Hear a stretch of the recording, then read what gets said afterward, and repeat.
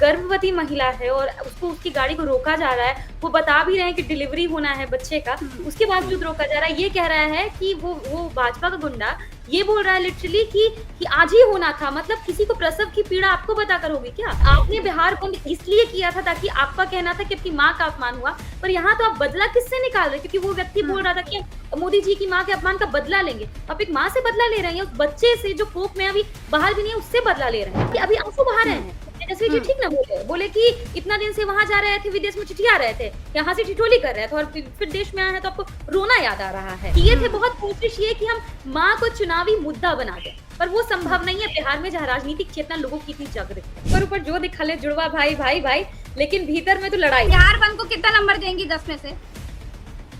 नमस्कार दोस्तों, पहली बार ये देखा गया कि बिहार में जिसकी सरकार है वही बिहार बंद बुला रहा है। बिहार में जिनके हाथ में कानून व्यवस्था संभालने की जिम्मेदारी है, शांति व्यवस्था बनाए रखने की जिम्मेदारी है, वो ही अशांति फैलाते नजर आए, लोगों को हौकते नजर आए, आम बिहारियों को परेशान करते नजर आए। आज हमारे साथ आरजेडी की धाकड़ प्रवक्ता प्रियंका भारती जी हैं। आज इनसे ही बात कर लेते हैं और ये जानते हैं कि भैया बिहार के लोगों ने बिहार बंद पर थूक क्यों दिया।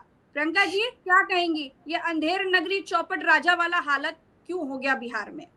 प्रज्ञा जी, आपने बिल्कुल सही शुरुआत करी कि पहली बार ऐसा देखा गया है कि जो सत्ता पक्ष है वो ही अपना स्टेट बंद करवा रही है और जगह जगह पर ऐसे विजुअल्स आए जो बहुत मार्मिक भी थे। जैसे कि सुबह ही मेरी नींद खुली है वो वीडियो देख करके, जिसमें देखा मैंने कि एक गर्भवती महिला है और उसको उसकी गाड़ी को रोका जा रहा है, वो बता भी रहे हैं कि डिलीवरी होना है बच्चे का, उसके बावजूद रोका जा रहा है। ये कह रहा है कि वो भाजपा का गुंडा ये बोल रहा है लिटरली कि आज ही होना था, मतलब किसी को प्रसव की पीड़ा आपको बताकर होगी क्या? और दूसरा जो मैंने बहुत माइन्यूट, आप देखेंगे उसको, वहां पे उसने ये बोला कि यादव गाड़ी चला रहा है, मतलब कि जानबूझ करके उसको टारगेट किया कि गाड़ी में कोई यादव महिला बैठी है या उस तरीके की महिला है, वंचित महिला है, तो उसको टारगेट करो। और मैं इस बात को एकदम पूरी जिम्मेदारी के साथ कहती हूँ कि ये प्रसव पीड़ा नहीं समझेंगे, क्योंकि इनके जो सबसे बड़े लीडर है मोदी जी खुद कहते हैं कि मैं नॉन बायोलॉजिकल हूं। नॉन बायोलॉजिकल का मतलब ही होता है कि अपनी माँ को माँ मानने से इनकार कर देना। उसको उस जो 9 महीने आपको कोख में रखा, उसको उस पीड़ा का जो था उसको भी मानने से इनकार कर देना। तो इस तरीके के जो विजुअल्स है ये बहुत ही दर्दनाक है और आक्रोशित भी करते हैं साथ ही साथ कि आपने बिहार बंद इसलिए किया था ताकि आपका कहना था कि आपकी माँ का अपमान हुआ, पर यहाँ तो आप बदला किससे निकाल रहे? क्योंकि वो व्यक्ति बोल रहा था कि हम मोदी जी की माँ के अपमान का बदला लेंगे, तो आप एक माँ से बदला ले रहे हैं, उस बच्चे से जो कोख में अभी बाहर भी नहीं है उससे बदला ले रहे हैं। तो ये सारी चीजें बहुत ही खराब हैं और इन पे इनको ध्यान देना चाहिए कि आप क्या करना चाहते थे और आपने क्या कर दिया। बिल्कुल, हमने तस्वीरें देखी कि एक माँ के सम्मान के लिए सड़कों पर आ गए और दूसरे लोगों को माँ बहन की गालियां बक रहे हैं। खैर, प्रियंका जी ये बताइए कि मोदी जी की माँ को गाली दी गई, इस पर बिहार के लोग सीरियस क्यों नहीं हुए? उनको कोई अटैचमेंट सिंपैथी क्यों नहीं हुई? देखिए, क्योंकि लोगों ने देखा है मोदी जी को जब जवान शहीद हुए, जवानों की शहादत पर वोट मांगते हुए देखा, तो जनता को पूरी तरह से ये समझ में आ गया कि ना इसमें हमारे नौकरी की का बात है, ना बेरोजगारी की बात है, ना हमारे कृषि की बात है, ना महंगाई की बात है। बात किसकी है? मोदी जी को सिर्फ अब कहते हैं ना कि मैं अहम आवाम वयम वाला पूरा परिस्थिति कि मैं हूं और कोई नहीं है। तो वहां पर मैंने जनता को ये सवाल पूछते देखा कि आप ये कह रहे हैं कि आपको माँ को गाली पड़ा इसलिए आप बिहार बंद करवा रहे हैं। हमारी माँ बहनों को तो रोज गाली पड़ती है, तो कितने दिन आप बिहार बंद करवाते हैं? और उस पर तो कोई बिहार बंद नहीं होता है। दूसरा कि इसी बिहार में आकर के ना मोदी जी ने कहा था नीतीश कुमार जी का डीएनए खराब है, तो बिहारी को ही गाली दी है ना। डीएनए खराब मतलब खून खराब होना होता है। आपने माँ को गाली दिया, बिहारी माँ को गाली दिया, तो इसकी शुरुआत तो इन लोगों ने पहले ही कर दी।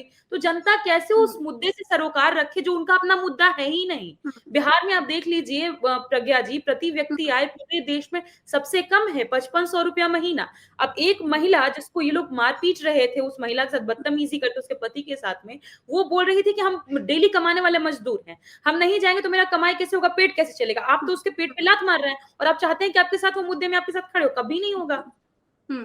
अच्छा, ये हमने देखा कि नीतीश कुमार इस बिहार बंद से पूरी तरीके से दूर रहे, मतलब आम लोगों को भाजपाई लोग मारते पीटते नजर आए। सिर्फ नीतीश कुमार जी ही नहीं प्रज्ञा जी, मैंने कई विजुअल्स लोजपा के भी देखे हैं। वो लोग भी कह रहे हैं कि हम 243 सीट पर लड़ेंगे। ये हमारे नेता को ये करने की कोशिश हो रही है, दबाने की कोशिश हो रही है। सारे हाँ, लोजपा सभी वाले दूर है, सभी कोई नजर नहीं आया। सब टूटे फूटे नजर आए हैं, पर क्योंकि हम्म। बोलने का कुछ भी बोलते हैं, जैसे कल शाहनवाज जी बोले कि हम लोग जुड़वा भाई हैं, तो जुड़वा भाई हैं तो सब बराबर नजर आते ना। जुड़वा भाई ऐसा होता है क्या कि मोदी जी बिहार आते हैं और नीतीश कुमार जी को आप उनके पैरों पर गिरा देते हैं? ये जुड़वा भाई होता है? भाई तो गले मिलते हैं ना, पैरों पर तो नहीं गिरते हैं, पैर पर तो छोटे बड़े गिरते हैं ना एक दूसरे के। बिल्कुल। तो बात बात इतनी है अच्छा, कि ये बात, एक बात ये सोचने वाली है कि चिराग पासवान दूर रहे, जीतन राम मांझी दूर रहे, नीतीश कुमार तो दिखे ही नहीं, सभी दूर थे, तो क्या मोदी जी की माँ केवल भाजपा की माँ है, एनडीए की माता जी नहीं है? एनडीए के लोगों को दुख नहीं हुआ क्या? हमको लगता है ना प्रज्ञा जी कि नीतीश जी ने एक जो खुली चिट्ठी लिखी थी ना मोदी जी को, जब डीएनए निकाली आया था, तो काफी सैंपल्स भी भेजे गए थे बिहार से डीएनए के, तो वो वाला टीस तो होगा अभी भी मन में। तब जब नीतीश कुमार जी की माँ को गाली पड़ी, वंचित तबके की माँ थी ना, तब तो आपको पेट में दर्द नहीं हुआ, कहीं दर्द नहीं हुआ आपको, और आप अचानक से इसको आज इतना बड़ा बना रहे हैं, जबकि डेली किसी ना किसी को किसी ना किसी तरीके से आप गाली देते ही हैं। और उस प्रधानमंत्री के साथ कैसे कोई सिंपैथी दिखाए, जिनका मैं कहूंगी कि जो जो कहते हैं ना गाली देने की जो संस्कृति है, उसके हेड ऑफ डिपार्टमेंट है। तो एचओडी जब ऐसा करता है, तो एचओडी के साथ ऐसा होता है। जबकि आप दूसरी तरफ देखिए ना प्रज्ञा जी, बहुत कॉमन सेंस की बात है कि कोई नेता ने गाली दी ना, वो तेजस्वी जी थे ना राहुल जी थे ना कोई हमारे गठबंधन का लीडर था, वो जो व्यक्ति था उसका तो ताल्लुक भी नहीं है, ना वो भाजपा ना वो आरजेडी का मेंबर है, ना कांग्रेस का मेंबर है, तो आप हमसे तो माफी मांगने का किस बारे में बात कर रहे हैं? दूसरी बात कि अभी आंसू बहा रहे हैं तेजस्वी जी, ठीक ना बोले बोले कि इतना दिन से वहां जा रहे थे, विदेश में ठिठिया रहे थे, यहाँ से ठिठोली कर रहे थे, और फिर देश में आए हैं तो आपको रोना याद आ रहा है। और तब नहीं रोना आ रहा था जब गलवान में हमारे जवान शहीद हुए, आपने बोल दिया कि कोई कोई कोई घुसा ही नहीं है हमारी सीमा में, और आप उस व्यक्ति के साथ ही कर रहे हैं। तो ये सारे सवाल तो जनता के क्या कारण रहा प्रियंका जी, जो इतना सब क्या फ्रस्ट्रेट हो गए भाजपा के लोग, इसलिए मारधाड़ पर उतर आए, बेइज्जती पे उतर आए और माँ बहन की गालियां बकने लग गए? क्या कारण आपको क्या लग रहा है? पत्रकारों को भी कहाँ छोड़ा प्रज्ञा जी, हिंदुस्तान के माँ बहन बोल रहे थे भाई। देखा होगा वीडियो उनका कि उनको मारा पीटा, माँ बहन की गालियां दी, वो सिर्फ फोटो लेने की कोशिश कर रहे थे। मुझे लगता है कि फ्रस्ट्रेशन इस बात की थी, एक पत्रकार है, महिला पत्रकार, उन्होंने कहा आपके साथ तो लोग ही नहीं दिख रहे, गिनती से 7 लोग हैं, तो बोल रहा है तुम पढ़ी लिखी नहीं हो, तुमको गिनती नहीं आता है, ठीक से देखो तुम्हारे पास कैमरा नहीं है, ये सारी चीजें बोलने के आउट ऑफ फ्रस्ट्रेशन। महिलाओं पे फ्रस्ट्रेशन निकाल के क्या कीजिएगा, पत्रकारों पे फ्रस्ट्रेशन निकाल के क्या कीजिएगा? नहीं है तो वही बात बोलेंगे ना, वो कोई नहीं था। एक और पत्रकार ने पूछा कि नेताजी कहीं कोई दिख ही नहीं रहा, दुकान तो खुला है, फिर नेताजी दौड़ पड़े दुकान बंद करवाने के लिए, उनको भी लग रहा हो कि हम नहीं दुकान बंद करवाएंगे तो कहीं मेरा टिकट ना कट जाए। तो ये सारी संभावनाएं थी, तो चिढ़ थी एक भीतर में, और वो चिढ़ आम जनता पे निकाल रहे थे। पर मुझे लगता है कि ये बैकफायर कर गया, इसलिए प्रज्ञा जी आप देखिएगा, हम दोनों बात कर रहे हैं ना, इसके बाद जितने भी डिबेट्स होने वाले, कहीं भी बिहार बंद की कोई चर्चा नहीं करेंगे ये लोग, क्योंकि करेंगे तो दोबारा से जलील हो जाएंगे। किए थे बहुत कोशिश ये कि हम माँ को चुनावी मुद्दा बना दें, पर वो संभव नहीं है बिहार में, जहां राजनीतिक चेतना लोगों की इतनी जागृत है। अच्छा, आप लोग शुरू से हम देख रहे हैं कि इन्होंने 3-4 दिन पहले बता दिया था कि हम बिहार बंद करेंगे, बिहार बंद करेंगे। 5-6 दिन बाद याद आया कि मोदी जी की माँ को गाली दी गई थी और अब उस पर बड़ा कुछ बिहार बंद करना है। आप लोग शुरू से कह रहे थे कि ये उल्टा पड़ जाएगा, ये दाव इनको उल्टा पड़ जाएगा, मतलब आप लोग भविष्यवाणी करने लगे हैं क्या? नहीं या कोई तैयारी थी इंटरनल? हम लोग लॉजिकल होने रहे हैं, हम लोग लॉजिकल है ना, ये लोग भविष्यवाणी करते होंगे, हम लॉजिकल चीजों पे बात करते हैं। जैसे हम देख रहे थे, क्योंकि देखिए अगर अगर आप हम ये कोई बोलेंगे ना कि हमें गाली दिया, हम इसके खिलाफ हैं और हम लड़ाई करेंगे, ये करेंगे, स्ट्रगल करेंगे, तो लोग हमारे साथ आएंगे। पर जब आप खुद गालीबाज हो जाएंगी या मैं हो जाऊंगी, तो मुझे भी कोई गाली देगा तो मेरे साथ कोई खड़ा नहीं होगा, क्योंकि ये तुरंत लोग कहेंगे ये तो वैसे ही है, तुरंत बोल देगा ना। तो वही बात है, मोदी जी एक संस्कृति का निर्माण किए इस देश में।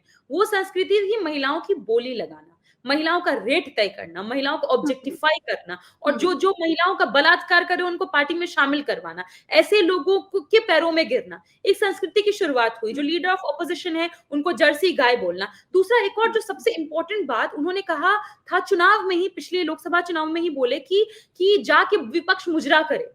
विपक्ष में महिलाएं नहीं है क्या? आप विपक्ष को मुजरा करने कह रहे हैं, मतलब महिलाओं को आप क्या मानते हैं? अब मुजरा कौन करता है? मोदी जी बताएं हमको आकर के। तो ये सारी चीजें जब उन्होंने खुद ही शुरुआत करी, तो जनता भी लोड नहीं लेती है इन चीजों का, क्योंकि उनको भी लगता है भाई ये खुद ऐसा है, तो हम इसमें क्यों पढ़ने जाए? हमको तो अपना, जब किसी का पेट नहीं चल रहा है, वो क्या किसी और के पचड़े में पड़ने के लिए जाएगा? बिहार की स्थिति बहुत खराब है प्रज्ञा जी। बिहार में बाढ़ में लोग बह रहे हैं, किसी का गाय भैंस बह रहा है, कुछ भी हो रहा है, घर खत्म हो गए, स्कूल खत्म हो गए, और आप कहते हैं मोदी जी की माँ को गाली पड़ी है, चलिए हमारे साथ आइए। और आप उनकी तरफ में नहीं खड़े तो कोई क्यों आपके साथ आएगा? अच्छा, लोगों का साथ ना आना, इतना बड़ा बिहार बंद बुलाए, इंतजामात भी किए होंगे, सब एकदम बोगस फिल्म जैसा हो गया, तो क्या लग रहा है कहीं ना कहीं ये रुझान है एक तरह का? डेफिनेटली रुझान तो इस बात का भी है कि ऊपर ऊपर जो दिखा ले जुड़वा भाई भाई भाई, लेकिन भीतर में तो लड़ाई, हाँ। मतलब हर किसी में लड़ाई साफ आज नजर आ गई। जैसे हमारी वोटाधिकार यात्रा हुई, आप नॉर्थ से साउथ तक एनालाइज कीजिए, सारे लीडर्स एक साथ एक मंच पे खड़े नजर आ रहे थे, एक दूसरे से गले मिल रहे हैं, बातें कर रहे हैं, लालू जी के पैर छू रहे हैं, सभी लोग विजिट करने आ रहे हैं, तो एक प्रेम वाला माहौल था। और हमारे कहते थे, और हमारे बारे में ये मीडिया जो मनुश्री मीडिया, वो चलाते ये रहती है कि देखिए कुछ ना कुछ तो गड़बड़ है, तेजस्वी की नहीं बन रही, ये सारी चीजें चलाते रहती है। पर इस सच्चाई को सामने नहीं ला सकते लोग, बहुत मुश्किल है नौकरी का जाना। तो इसीलिए इस पे बात नहीं करना चाहते। पर हाँ, जो आज हुआ है ये बिहार का मूड दिखा रहा है। मूड ये है कि जनता ने इनके कई नेताओं को, मतलब कहते हैं ना, श्रवण कुमार जी धोती पहन करके भागते दिखे हैं, जनता भगा रही है। अशोक चौधरी जी, उनकी बेटी शांभवी चौधरी जी जहां जिस मंच पर है, युवा नीचे प्रदर्शन कर रहे हैं। यहाँ धर्मेंद्र प्रधान बिहार से पटना आ रहे हैं, पटना में लोग उनके खिलाफ में युवा छात्र प्रदर्शन कर रहे हैं। ये दिखा रहा है कि जनता का मूड यही है कि वो ऐसे लोगों को नहीं चुनना चाहते जो हमेशा मैं में रहता है और जिनको जनता से कोई फर्क नहीं पड़ता। तो जनता अपना खुद तय करती है, और बिहार बहुत इस मामले में होशियार है। अच्छा, सुनने में आ रहा है कि फीडिंग लेने के लिए, यानी कि आपकी वोटर अधिकार यात्रा का क्या असर हुआ? राहुल गांधी, तेजस्वी एक साथ लोगों को जागरूक कर रहे थे, उसका असर क्या हुआ? इसके लिए एनडीए, माफ कीजिएगा, बीजेपी के वरिष्ठ नेताओं को शाह ने दिल्ली में बुलाया और पूछेंगे कि जी क्या असर है वोटर अधिकार यात्रा का। तो हमको तो लगता है कि बुलाने की जरूरत भी नहीं थी। विजुअल्स देख ले बिहार के, बहुत समय आप बर्बाद कर लीजिएगा उनको बुलाइएगा तो पानी वानी भी मंगाइएगा, खर्च वर्च भी हो जाएगा। छोड़िए, थोड़ा सोशल मीडिया पे आइए, एक आध बार देख लीजिए। आपको बिस्कुट बुलाने पानी की तो जरूरत देख लेते हैं सब, माहिर नहीं, उनको बुलाने की जरूरत ही नहीं पड़ेगी प्रज्ञा जी, क्योंकि विजुअल्स ही देख लेंगे तो उनकी सिट्टी पिट्टी गुम हो जाएगी कि जनता पूरी तरीके से, मतलब एक जन सैलाब हर जगह दिखा है। और लोगों को सबसे बड़ी बात है कि वो बहुत ऑर्गेनिक क्राउड थी प्रज्ञा जी। मैं खुद उसका हिस्सा रही उस यात्रा का। सभी को पता था कि उनके साथ क्या हो रहा है और क्या हो सकता है। और अंत में क्या हुआ, सुप्रीम कोर्ट में मामला गया, सारे के सारे फैसले हमारे पक्ष में ही आए हैं। तो जो हमेशा से कह रहे थे कि एसआईआर कोई मुद्दा नहीं है, जनता का, सुप्रीम कोर्ट का और विपक्ष का, तीनों का करारा तमाचा लगा इनके मुंह पर। तो मुझे लगता है कि होश अब ठंडा हो गया होगा, और बेहतर है कि जो काम आपने बिहार के साथ करने की कोशिश की, अन्य राज्यों के साथ ना करिएगा। और क्योंकि सुप्रीम कोर्ट ने भी आपको फटकार लगा ही दी है, और जनता तो खैर मालिक है। अच्छा, नीतीश कुमार के बारे में आम बिहारी क्या सोच रहे हैं आजकल? जरा चलते चलते ये भी बता दीजिए, आप तो बिहार में बैठी हैं। देखिए, मेरा मानना है कि सभी लोग ये समझ चुके हैं कि नीतीश जी एक तरीके से अचेत है, पूरी तरह से अनकॉन्शियस हैं, ही इज टोटली कंट्रोल्ड, और वो कंट्रोल में है बीजेपी के, इसलिए वो ना कुछ कह पा रहे हैं ना बोल पा रहे हैं। क्योंकि आप किसी मुद्दे पर नीतीश कुमार जी को बाहर बोलते कुछ नहीं सुनिएगा। ऐसा लगता है कि एक खास रेडियो का एक टेप फिक्स कर दिया गया है, जिस टेप में बात करते हैं हमेशा बोलेंगे 2005 के पहले कोई कपड़ा पहनता था जी। तो ये बातें महिलाओं के मन में, आम लोगों के मन में ये घर कर गई हैं कि अब हमारे मुख्यमंत्री है ही नहीं, कंट्रोल कोई और कर रहा है। और ये कहते हैं ना कि धागे से कंट्रोल किए जा रहे हैं। तो अब उनको एक ऐसा व्यक्ति चाहिए, एक युवा लीडरशिप चाहिए जो हर चीज में उनके साथ खड़ा हो, सिर्फ दुख सुख की घड़ी में ही नहीं, मतलब जब वो मजा मस्ती भी कर रहे हो तब भी उनके साथ, उनकी मजा मस्ती में शामिल हो, जैसे तेजस्वी जी शामिल हो, अगर वो डांस करे उनके साथ मिल जाए, ऐसे लीडर उनको चाहिए। तो मुझे लगता है कि बिहार अपने अंदर चुन चुका है। चलिए, क्या बात है। अच्छा, चलते चलते एक बात और, आप लोगों को सब बैन कर दिए थे गोदी मीडिया वाले, सब भाजपा लोग के चरण चुंबक हो गए थे, कहते भाजपा वाले मार आने नहीं दे रहे हैं, सब ठीक हो गया? सोचिए ना, ये बात तो जग जाहिर हो गया, इससे कम से कम पूरे भारत को ही नहीं, विश्व को पता चल गया कि मोदी जी डिसाइड करते हैं कि पैनल में कौन बैठेगा, नहीं बैठेगा। वहां से जिनको कहा जाएगा कि पैनल में बैठेगा तभी एक्सेप्ट करेंगे, नहीं तो मीडिया एक्सेप्ट नहीं करेगी। जो कि अब पूरी तरीके से ये सिग्निफाई कर दे रहा है कि मीडिया उनके कहने पर ही, जैसा वो कहेंगे वैसा काम करती है। पर अब ये हुआ है कि लोग बैकफुट पर आ गए हैं। पर एक और बात जनता को पता चली कि 3 महिलाओं से, बहुजन महिलाओं से घबराहट मोदी जी को खुद है, इसलिए तीनों को बंद करवाओ जो तर्क की बातें करते हुए, क्योंकि गालीबाज तो हमारे सामने टिक नहीं पाते। लेकिन जब आप लोग हमारे साथ आए, लोग लिखना शुरू किए, ये बातें मेन स्ट्रीम में जाने लगी सोशल मीडिया के माध्यम से, एक घबराहट हुई और फिर वो लोग तुरंत पीछे वापस हटे। पर जहां तक मेरा अनुमान है कि जैसे ही बिहार चुनाव खत्म होंगे फिर से बैन करेंगे, आप देखिएगा। बिहार बंद को कितना नंबर देंगी 10 में से? माइनस में। चलिए, बहुत बहुत शुक्रिया प्रियंका जी, आपने समय दिया, बहुत कम समय था फिर भी आपने आज समय निकाला, बहुत बहुत शुक्रिया। फिर जुड़िएगा और तफसील से खूब सारी बातचीत करेंगे, चर्चा करेंगे। आज के लिए इतना ही, दर्शकों का भी बहुत बहुत आभार। तो आज जो बिहार बंद रहा, भाजपा का बुलाया हुआ, वो बिल्कुल बोगस फिल्म साबित हुआ, फ्लॉप शो साबित हुआ। और आज भाजपाइयों का फ्रस्ट्रेशन ऐसा दिखाई दिया कि आम लोगों को वो परेशान करते देखे गए, आम लोगों को हौंकते हुए, भगाते हुए देखे गए। तो जो कुछ हुआ हम आपको दिखा रहे हैं। फिलहाल के लिए इतना ही, चैनल को सब्सक्राइब कीजिएगा, वीडियो को शेयर कीजिएगा। जय हिंद, नमस्कार।